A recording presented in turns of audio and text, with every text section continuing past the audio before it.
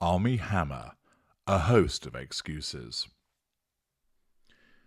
I created a video some time ago demonstrating that Armie Hammer is a narcissist, and yesterday I reported on his sort of return to publicity and dissected that for you to help you understand more about this particular type of narcissist. But there's more that has come from his publicity thrust, that the press that he's doing again, and it's covered in something called vulture.com, and it merits looking at this article because it provides you with various behaviours exhibited by the narcissist which I can further dissect for you and increases your knowledge and understanding. The article is by Jennifer Zahn. It's entitled 13 Takeaways from Armie Hammer's First Interview Since His Scandal. Jennifer Zahn writes, well, Armie Hammer is doing press again. On Saturday, Mail published the actor's first interview since allegations of abuse and sexual misconduct were levelled against him at the beginning of 2021. The Call Me By Your Name actor denied the allegations, but was ultimately dropped by his talent agency that year. He voluntarily exited several acting projects and was removed from others. In May 2021, Vanity Fair reported that Hammer had checked into a treatment facility for drug, alcohol, and sex issues. Those, of course, are just common manifestations of his narcissism, whereby he believes that it's drugs and alcohol and sex which cause the problem, and doesn't realise that it's his underlying narcissism. The actor has maintained a relatively low profile since then, although he was spotted working at a resort in the Cayman Islands last summer. Today, his reputation seems almost inseparable from his allegedly intense brand of sexting, form of hoovering and assertion of control. Even Dakota Johnson, who once defended Hammer, cracked a joke about his supposed cannibal fetish at this year's Sundance Film Festival. But Hammer has apparently decided that now is the right time to start talking again. Here follows 13 of the biggest takeaways from his first interview in 2 years. He admitted to being emotionally abusive. Hammer described leading a very intense and extreme lifestyle, where he brought women into a whirlwind of travel, sex, drugs, and big emotions. Grandiosity, assertion of control through flattery and bribery, lack of accountability and responsibility. He said women would feel abandoned or used when he moved on to other women, shelving them or disengagement. When asked if it was fair to say that he was emotionally abusive to his accusers, the actor replied, 1,000,000%. Understand this is not a genuine admission by him, but in the context of the interview, which is self-serving, namely, he's trying to find a road to redemption. He's remained silent for 2 years, asserting control by staying in a position of withdrawal, by not engaging in the Hollywood machine. However, his narcissism will not let it lie, and instead wants him to find a path back to the popularity, fame, and wealth that he was enjoying because it serves the prime aims prior to his fall from grace. As part of doing that, he breaks his silence, and his narcissism also causes him to exhibit false contrition by suggesting that, yes, I was emotionally abusive. The fact is, although he's able to recognize this, there is no genuine contrition contained within this, and instead what is occurring is that he is saying this for the purpose of controlling the interviewer subconsciously, and also those reading the article.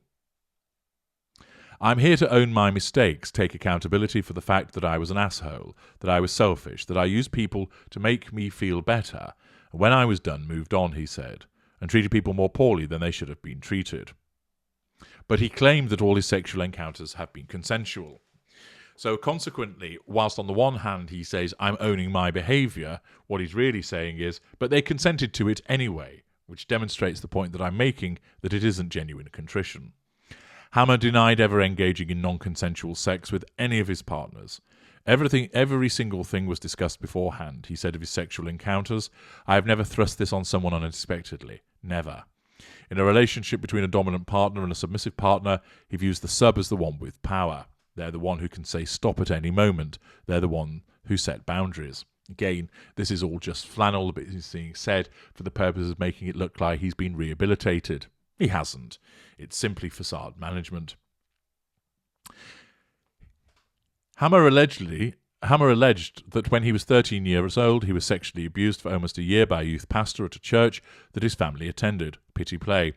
What that did for me was it introduced sexuality in my life in a way that it was completely out of my control, he said. I was powerless in the situation. I had no agency in the situation. My interest then went to, I want to have control in the situation sexually. This isn't him demonstrating an awareness of his need for control in the sense of the way that the narcissism functions. No, instead what's occurring is that his narcissism allows him to make this admission for the purposes of engendering sympathy and apparently appearing to be honest. Hammer claimed that his parents were dismissive when he tried to explain his discomfort with the pastor. That may well be true, but either way it's a pity play. He recalled confiding in his godmother, who corroborated the account to Air Mail. Hammer said he started therapy after the allegations against him surfaced, and subsequently realised that his interest in BDSM was linked to this earlier experience. In actual fact, it is linked to his need for control and the drawing of fuel, something that his narcissism won't allow him to realise. Hammer was previously accused of mentally, emotionally and sexually abusing a former partner, lack of emotional empathy, assertion of control, drawing of fuel, initially identified as Effie. She specifically alleged that Hammer violently raped me for over 4 hours. Lack of boundary recognition, absence of emotional empathy, assertion of control, manipulative behaviours, during a 2017 incident. When her allegations surfaced 2 years ago, Hammer's lawyer denied them and stated that all Hammer's interactions with her were completely consensual, discussed and agreed upon in advance and mutually participatory. Belittlement, denial. Hammer claimed to Air Mail that Effie planned all of the details of the alleged rape, which he described as a consensual non-consent scene. Hammer said that Effie introduced him to the practice, which is often associated with the BDSM community. He claimed that while he had sex with Effie multiple times, they only had one scheduled CNC event. The actor said that the scene was planned over Facebook Messenger. Hammer claimed that he deleted the messages that would prove this, but that his lawyers have so far failed to subpoena them from Meta. Blame shifting. Hammer was reportedly recovering from a serious pectoral injury when the alleged rape happened. He provided Air Mail with medical records showing that he attended physical therapy sessions both one day before and one day after the incident allegedly happened. The article questioned if he would have been physically capable of committing a violent, prolonged assault at the time. Air Mail also included a screenshot of a 2018 tweet in which Hammer retroactively referenced the injury. Again, blame shifting, placing the blame upon something else to suggest that I couldn't have done it. According to screenshots shared by Air Mail, Effie appeared to have told an Instagram follower that she had consensual sex with Hammer, allegedly writing that he is not dangerous, he didn't rape anyone. She also allegedly told another follower that she was not saying that Hammer raped her. Air Mail reports that these conversations took place just before Effie made her initial allegation public in 2021. Hammer said that the power dynamics were off in his relationships with two of his accusers, a euphemistic way of describing the way that he asserts control, with Courtney Vucekovich and Paige Lorenz. I would have these younger women in their mid-20s and I'm in my 30s. I was a successful actor at the time, he reflected. They could have been happy to just be with me and would have said yes to things that maybe they wouldn't have said yes to on their own. That's an imbalance of power in the situation. Notice it's one that he doesn't correct.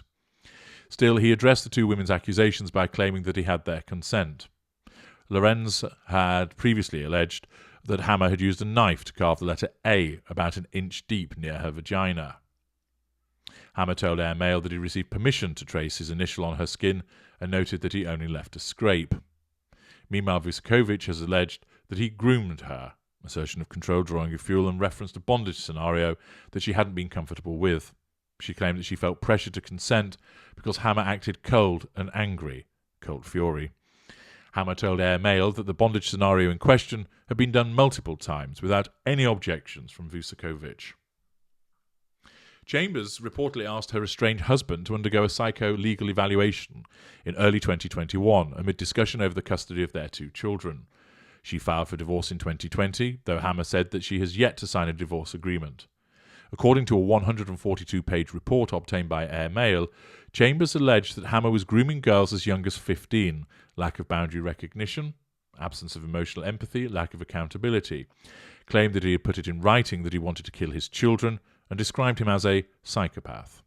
She and Hammer were both asked to provide sources to be interviewed for the report. Hammer reportedly pointed psychologists to family members and friends. Chambers reportedly included Hammer's alleged victims in her list of sources, and the psychologist expressed doubts of her intentions as she seems wrapped up in this narrative.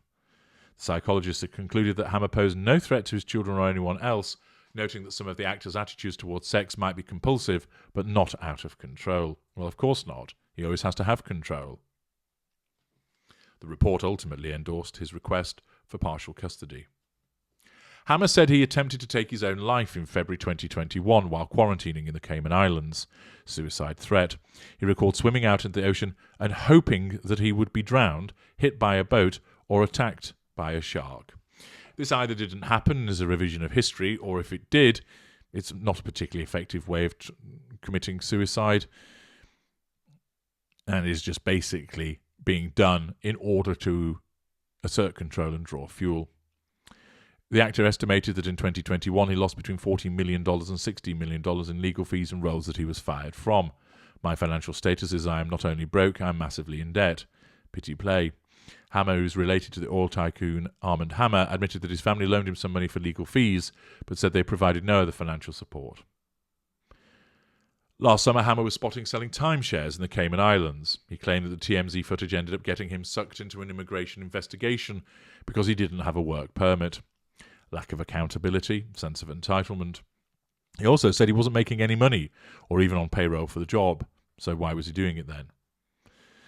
Hammer said he's working as a sober companion for a fellow recovering addict who recently left rehab.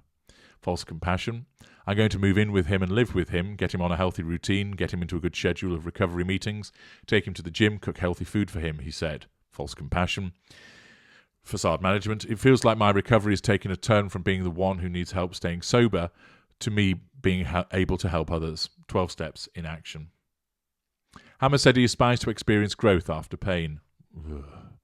He pointed to his mentor Robert Downey Jr., who was arrested several times on drug-related charges, and as an example of someone who found redemption.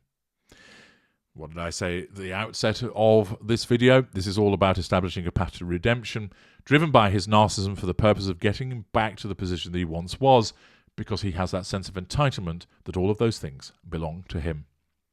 These expanded takeaways from his first interview provide you with further understanding of the mindset of a disgraced narcissist and all the various aspects of the narcissistic dynamic as broken down vis-a-vis what he's talking about. I'm H.G. Tudor. Thank you for listening.